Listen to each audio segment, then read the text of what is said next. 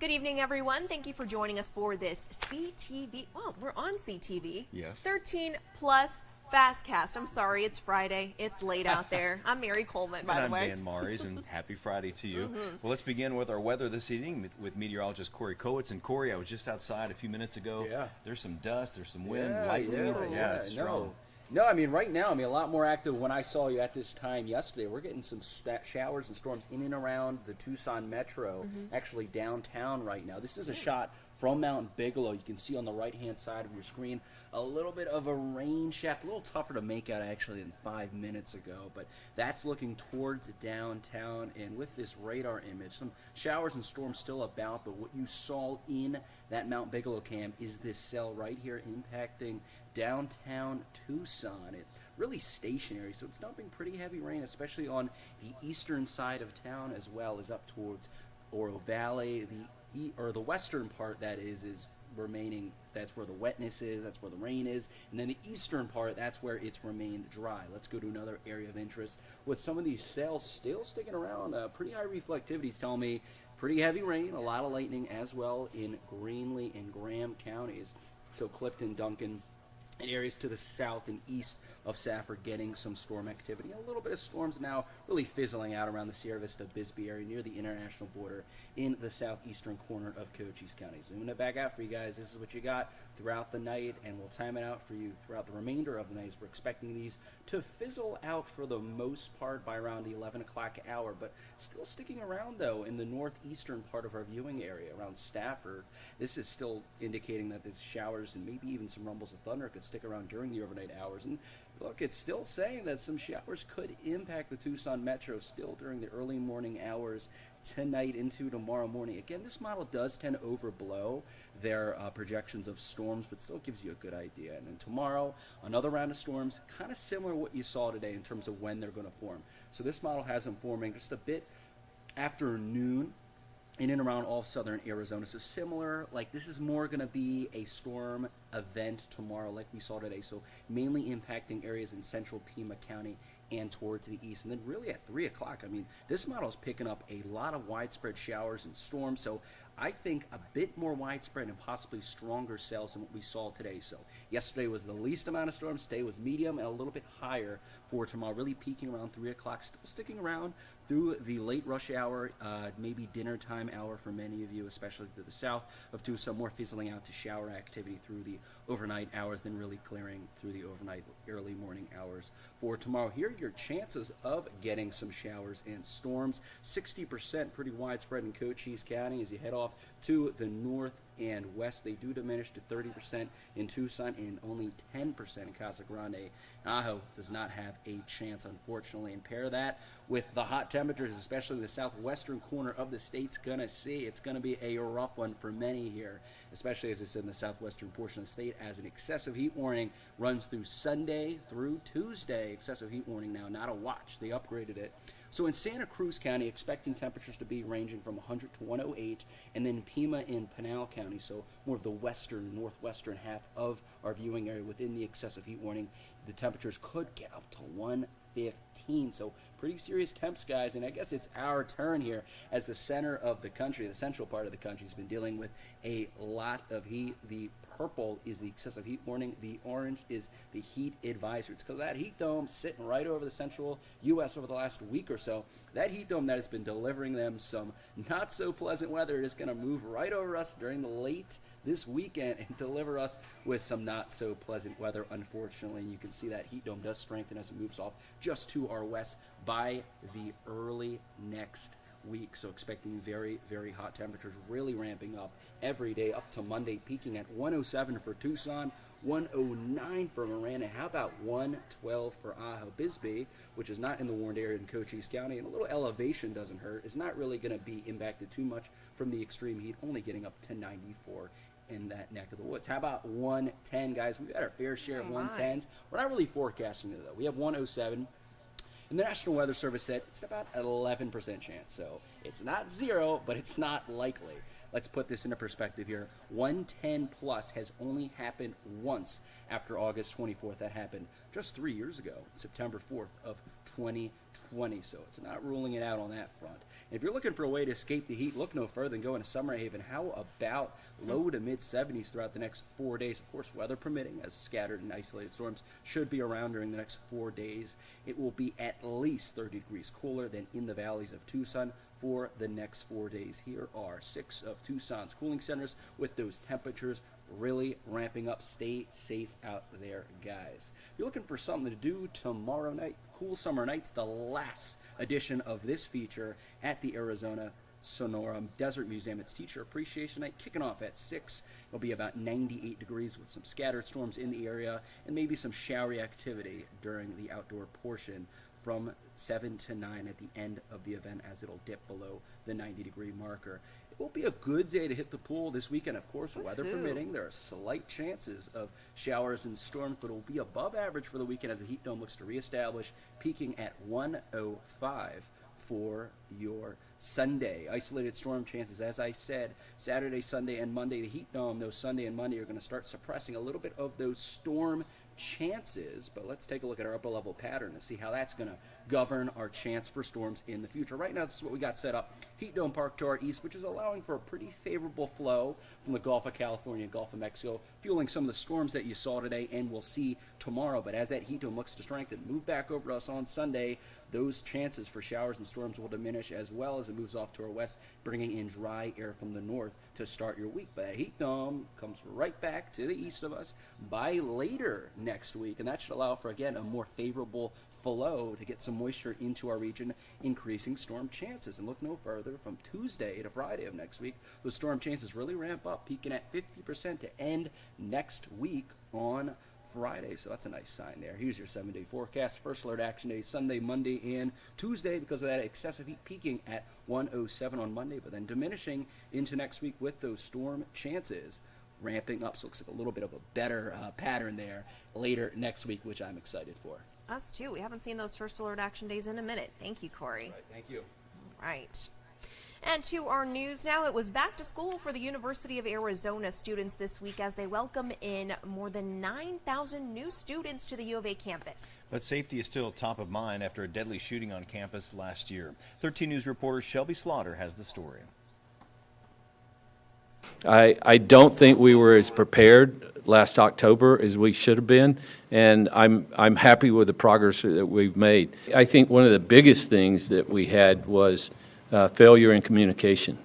And so I think the communication is better now. University of Arizona President Robert Robbins is talking about the fatal shooting of Dr. Thomas Meixner on campus. The incident sparked an outcry from students and staff questioning the preparedness and safety of everyone on campus. There's a lot of physical updates that have occurred since October. There's been a lot of events that have occurred that have really made this campus stronger, doing the updates that we've done.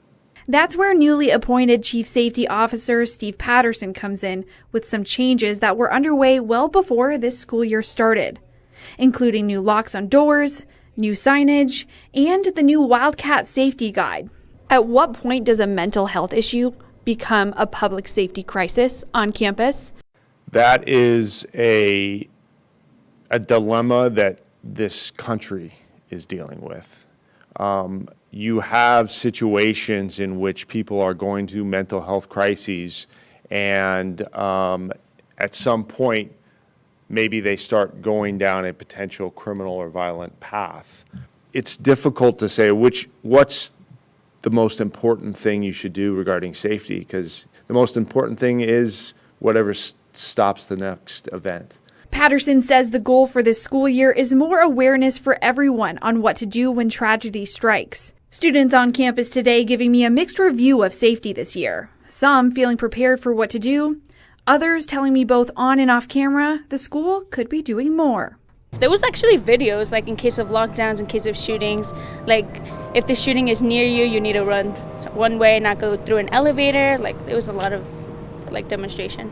I have not seen a change since the school shooting.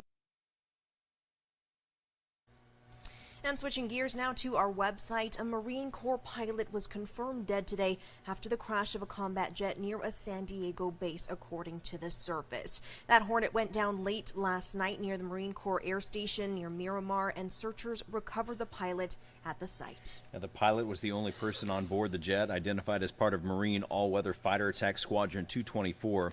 That squadron is based at MCAS Beaufort in South Carolina. The identity of the pilot will not be released until 24 hours after all next of kin notifications have been completed, the Marine Corps said. And Russia now says it's recovered flight recorders from the crash that may have killed Wagner mercenary leader Evgeni Pregosian. Yeah, Matthew Chance has more on the reaction inside Russia over his presumed death.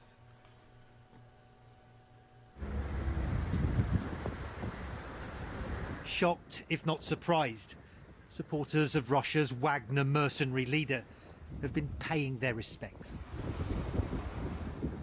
laying flowers and lighting candles at makeshift memorials across the country. For all his violent and foul-mouthed outbursts, often critical of Russia's military leadership, Evgeni Pregosian struck a chord. Especially with people like Daria here in St. Petersburg, who told me how strong and interesting she found his personality. He always stood up for his fighters, she said, in the special military operation, what Russia calls the conflict in Ukraine. Are you sad that he is gone? I'm only sad they were so vile to him, she answers. It's a bitterness many Russians now share. It's this photograph here, I think probably one of the last ones of Prigozhin. And it says in Russian, "In this hell, he was the best," speaking about him in the past tense.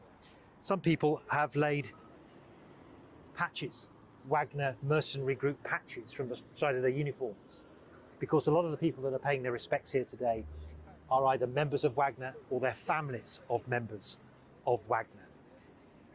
The organization's known for its cruelty, and this hammer here, it's very heavy. Pick it up. It's got Wagner written on it. Look, it's become a potent symbol of just how ruthless Wagner was, because it was with a tool like this that they executed someone they regarded as a traitor, and they filmed it happening. Absolutely gruesome. But that video consolidated Wagner's image as a ruthless, hyper-violent organization that would do anything to protect the motherland. Even staged that dramatic uprising in June, marching troops towards Moscow in the biggest challenge to Kremlin authority for decades. Many Russians suspect Prigozhin's presumed death in this plane crash was cold-hearted revenge. But the Kremlin denies involvement. And few Russians dare say otherwise, at least publicly. Some of my closest friends are Wagner, says this man, who asked us to hide his identity at the memorial. They're just Russian people, he tells me, who thought they were doing the right thing. But I can't talk for Prigozhin, he adds. Who do you think is responsible for his death? Who killed him? No comment. No. These are dangerous times in Russia to throw allegations around. And to our next story, mortgage rates across the country are soaring this week, and consumers appear to be more anxious about our economy. Yeah, the Federal Reserve's chair is revealing his likely next steps as his battle to curb high inflation wages on. Laura Aguirre breaks down the Fed's remarks and how it could impact your budget. It is the Fed's job to bring inflation down to our 2% goal, and we will do so. Fed Chair Jerome Powell cut to the chase right out of the gate. We are prepared to raise rates further if appropriate and intend to hold policy at a restrictive level until we are confident that inflation is moving sustainably down toward our objective. This forecast coming at the same time mortgage rates are soaring to a 22-year high. A 30-year fixed rate is now averaging 7.23%, up nearly 2 points over this same time last year, according to Freddie Mac. And despite the current pace of price increases slowing this summer, the Fed may not be ready to ease off the interest rate gas pedal. Although inflation has moved down from its peak, a welcome development, it remains too high. Chairman Powell says the big picture is what matters when tracking prices. Core goods prices fell the last 2 months, but on a 12-month basis, core goods inflation remains well above its pre-pandemic level. Also out Friday, the University of Michigan's monthly consumer sentiment survey, which measures Americans' attitudes about the economy. Despite a slight dip in consumer confidence between July and August, overall sentiment was still far better than last summer, when inflation peaked at over 9%. We are navigating by the stars under cloudy skies. At upcoming meetings, we will assess our progress based on the totality of the data and the evolving outlook and risks. Bottom line for now, brace for more interest rate bumps in the months ahead. I'm Laura Aguirre reporting. And we want to end this on a good note. Here's to man's best friend, as tomorrow is National Dog Day. The day was created to publicize how many dogs need to be rescued each year. It honors family pets and dogs that put their lives on the line each day as well, such as law enforcement canine partners, dogs that help find and rescue victims of accidents or tragedies, and working companions for the disabled. And you can celebrate by adopting or even fostering a pup, volunteering at a shelter, or donating to a shelter or rescue organization, things like the pack. Also, take a minute to shop for your furry friends. Many online pet retailers are offering deep discounts on this National Dog Day. And of course, we got to talk about your dog, Scotty. Scotty and Dozer. Hey. And Dozer, yes, that's Dozer my son. needs to get some love. That's your grand dog. Yeah, my grand dog. That's my oldest son, Curtis's dog, Dozer. And yeah, I mean, there's just something about having a pet in the home for sure. We'll spoil him a kinda little looks like extra. Scotty. That did look like Scotty, didn't it? Yeah. All right, maybe Dozer will get a steak this weekend, maybe? I'm always cooking steak. I'll always give him a bite. All Absolutely. right, But he'll get some he steak. can't have the fat. That's mine. We'll save the good stuff for Dan. But yeah, Scotty will get some of his cheese, and you guys give your pups some love as well. We will leave you with a live look outside. Oh, got dark Wow, pretty quickly out it there. Well, did. you can kind of see the saguaro out there in the distance, A Dan. little bit, and you see the mountain range. But yeah, we hope you join us tonight at 10, and we're very excited because it is the beginning of high school football season. So we're going to have our overtime tonight. Damien and the rest of our team out there right now getting highlights. Hopefully some of these games won't be canceled or postponed due to the weather. Yeah, fingers crossed. We'll see you all at